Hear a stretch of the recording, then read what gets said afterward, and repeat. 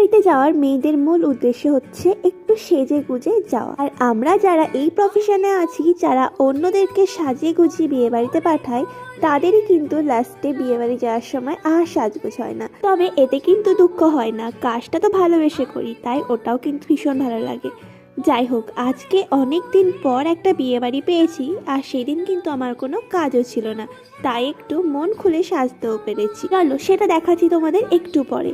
তো এই যে এটা ছিল সকালবেলা গায়ে হলুদের পর্ব, তো সেখানে একটু থেকে রিচুয়ালস দেখে খাওয়া দাওয়া করে বেরিয়ে গেছিলাম।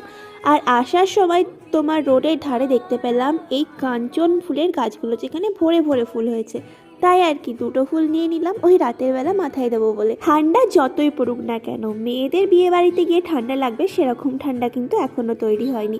যাই হোক, এই যে এটা হচ্ছে আমার লুক, তো কেমন লাগছে অবশ্যই জানিও। তো চলো আজকের মতো টাটা, দেখা হচ্ছে নেক্সট ভিডিওতে, বাই।